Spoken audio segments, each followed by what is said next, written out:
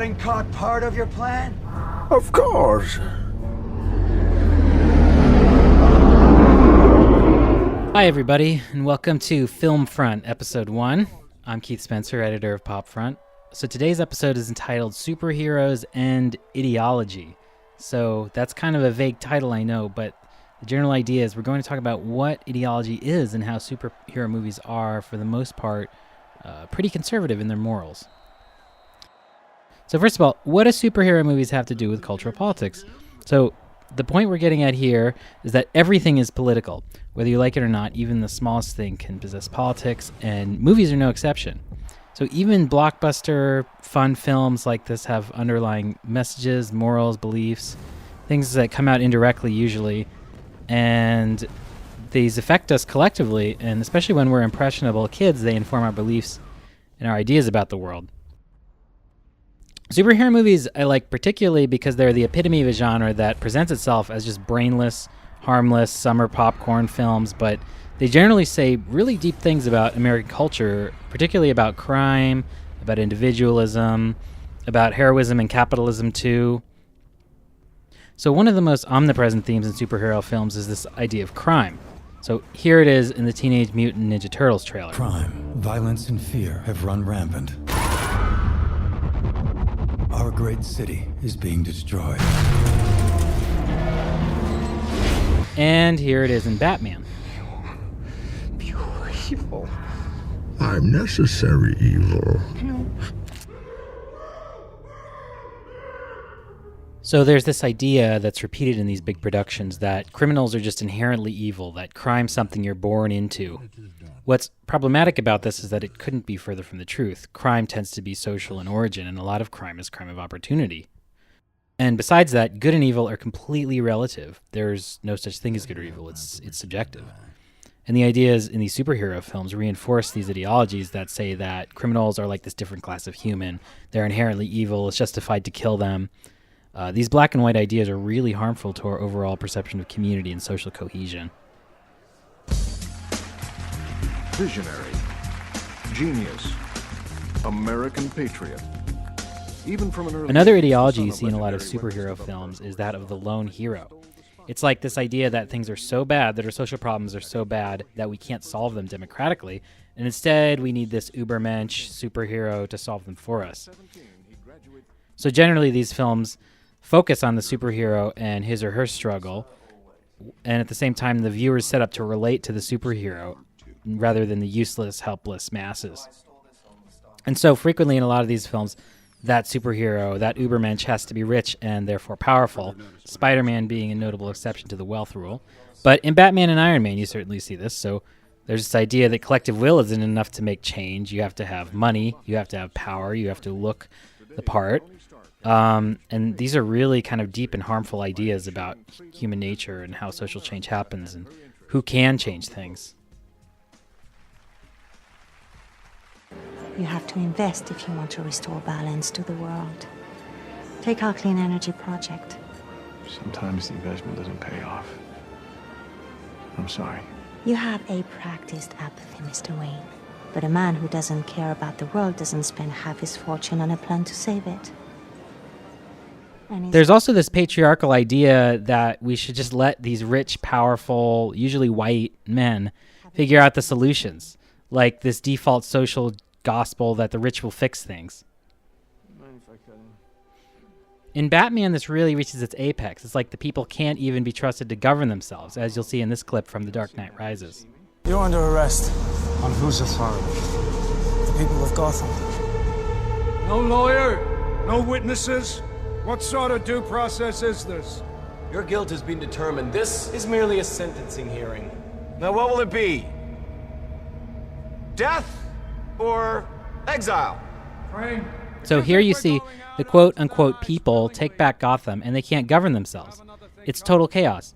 The people are depicted as complete pawns. They go one direction, they go to another, they're helpless. They need the police. They need this authority to save themselves. And, of course, the authority is led by the billionaire vigilante Batman, working on behalf of the good cops, the good police. I'm sure that the one percenters who saw this film were completely overjoyed at this idea. Is it better to be feared or respected? I see. Is it too much to ask for both? With that in mind, Another astonishingly conservative superhero is Iron Man. And what's fascinating to me about Iron Man is that not only is he rich and successful and a CEO, but he also works as a defense contractor. He's completely tied to the military-industrial complex, even though he somewhat rejects war profiteering in the first film. The weapon you only have to fire once. That's how Dad did it. That's how America does it. And it's worked out pretty well so far. For your consideration, the Jericho. Still, he's an imperialist and a capitalist to the bone. So take a look at this scene from the first film. Iron Man comes down from the sky to this Afghani village and he hog-ties the evil Taliban leader and then just leaves him to be killed by the locals. This scene was absolutely amazing. I mean, the implication here is that not only is American military power in the Middle East good, specifically military contractor private power. This isn't the government, remember, but a private corporate CEO. So not only is this good, but the Afghani people can't even solve their own problems. They need Americans to do this for them. Of course, any movie is a mix of ideology. I really don't buy it when conservative magazines like the National Review or Commentary will decry what they call the quote-unquote liberal Hollywood machine. All art is a mix of ideologies. Nothing is ever black and white.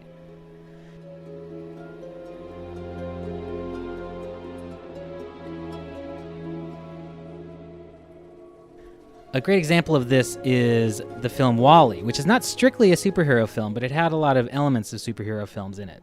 WALL-E may have had some ideology in it that appealed to American liberalism. So, there's like this anti-corporate scenery, the idea of a totalitarian corporate body dominating the planet and our spirits and our mind. And the environmental message is definitely pretty prominent, but at the same time, the movie has only one hero, the robot. And everything that happens, the entire world is fixed and changed by his action. The people are just, again, they're not shown as having any political will or independent thought whatsoever. It reminds me a lot of this really famous Apple commercial from 1984, directed by Ridley Scott. It may be the most famous commercial ever. So this woman runs in, she's like an intruder, and she breaks this movie screen that is brainwashing everybody. Like, everybody who uses PCs is a robot, and she comes in like the physical representation of Apple computers and breaks their trance. So WALL-E was really just a 2-hour version of this 60-second commercial. And I think a lot of superhero movies really are, too. Note that no one man or woman has ever changed the world. It takes collective action from thousands of people working together and building coalitions in order to change history. And the frustrating thing about superhero movies, and most movies really, is that they deny this truth. Of the nation against the citadel of racism.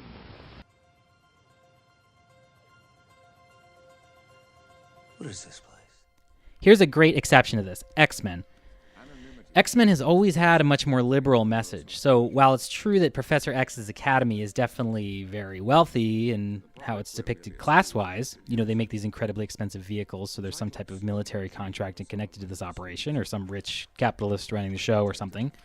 But at the same time, there's this undercurrent of liberal multiculturalism. Like, the mutants are disabled, they're othered, they're of different races. One of them's literally blue, and the first movie revolves around this idea of the conservative U.S. Congress has these anti-mutant bills, and they're trying to pass them in the Senate. What's interesting about this is that the quote-unquote mutant thing is like a larger allegory for physical, sexual, or racial difference. Let them pass that law and they'll have you in chains with a number burned into your forehead. It won't be that way. Then kill me and find out. All of these mutants are born out of oppression rather than privilege, the way that Iron Man or Batman or even to some extent Spider-Man are. Magneto is literally a Holocaust survivor. And all of the mutants are shown as taking one of two sides in the film. They're shown as divided into camps. There's Magneto and there's Professor X, who themselves are allegories for Malcolm X and Martin Luther King Jr., respectively. We're safe here from Magneto. What's a Magneto? A very powerful mutant who believes that a war is brewing between mutants and the rest of humanity. Magneto is like a mutant nationalist. He doesn't think that they can ever get along with non-mutant people. To which you already know the answers. Don't give up on the married. What would you have me do, Charles? I've heard these arguments before. It was a long time ago. Mankind has evolved since then. Yes. Into us. Whereas Professor X is inclusive and he advocates for mutants and humans living together. Now, you kind of have to stretch your mind here, because obviously they're both white, old men, which is kind of funny, but they still play these characters that were born out of other types of oppression and physical oppression. There's a lot of allegories to the civil rights movement, and that's really prominent and has been since the comic's inception. On top of this, the X-Men work together collectively. They're a collective team. It's not just one hero, but a whole ensemble. They're just like the real-life civil rights movement in that sense. I think X-Men may be the most relevant superheroes today just because of this. People see them as relevant to the civil rights movement of the 60s, LGBT rights issues today, and so on. Thanks for watching our latest meditation on cultural politics. Check out popfront.us for more articles or click over to social media.